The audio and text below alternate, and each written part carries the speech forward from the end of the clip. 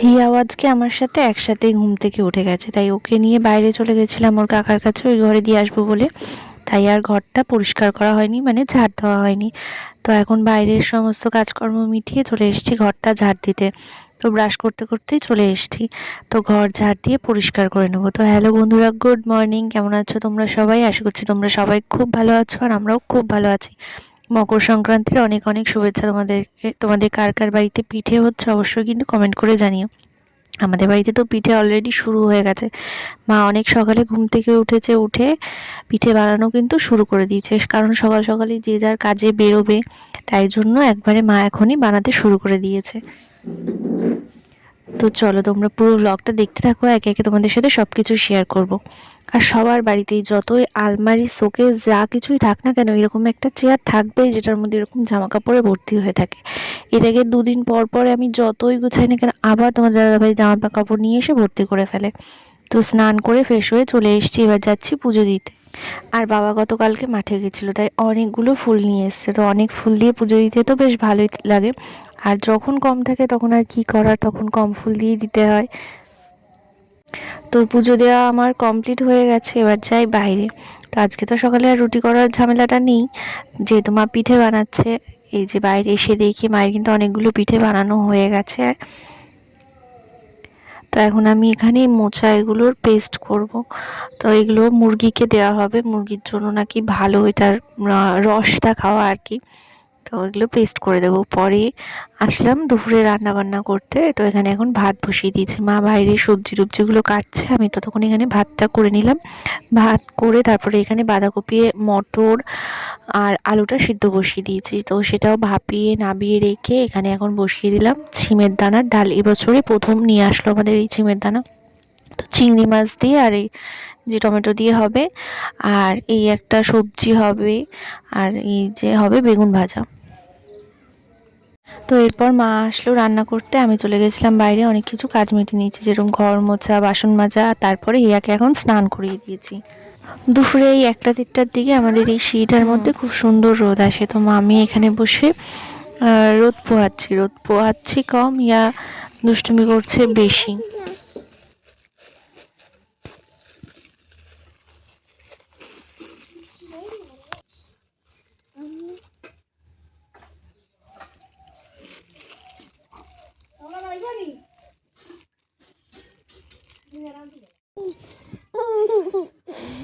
হ্যাঁ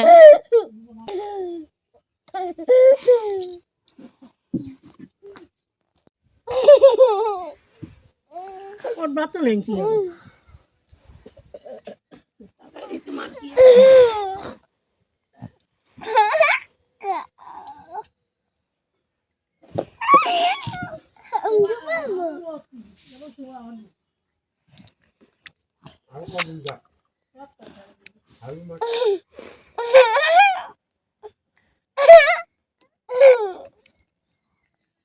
পুকুর পাড়ে এই দিকটাতে একটু আসলাম, তো মা এসে বসলো, তাই মায়ের সাথে আসলাম। তোমাদের দাদাভাই এখনো বাড়িতে আসেনি।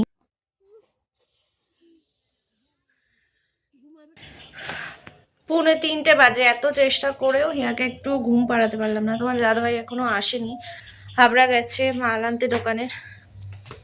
চলে আসবে, আসছে বললো।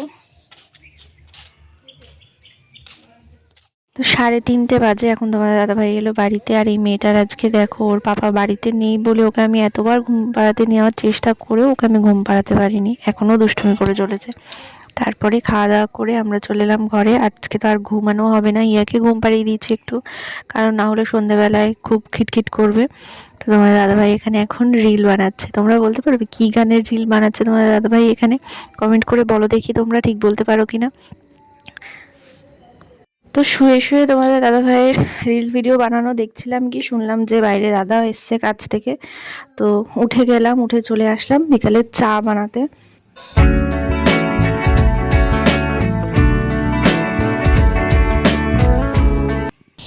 এই আমাদের সামনের বাড়ি একটা পুচকুর আজকে বার্থডে।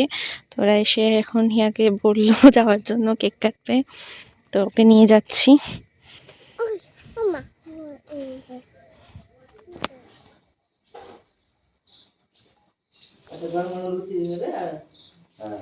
ও ভয় পায় ও।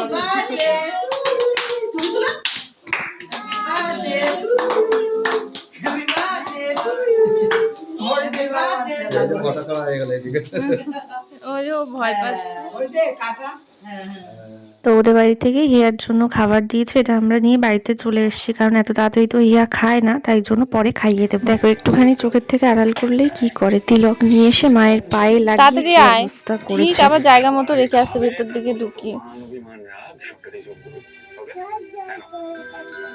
থাক, এটার মধ্যে হাত মোচ, ওই সাদা এটার মধ্যে হাত মোচ।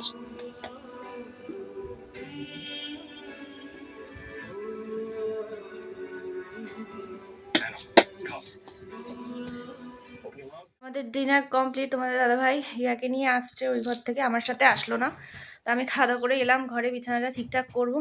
তো চলো আজকের এই ব্লগটা এতটুকুই। তোমরা সবাই ভালো থেকো, সুস্থ থেকো, আর আমাদের ভিডিওতে লাইক করে দিও, আর আমাদের চ্যানেলটা অবশ্যই সাবস্ক্রাইব করে দিও। সবাইকে টাটা, গুড নাইট।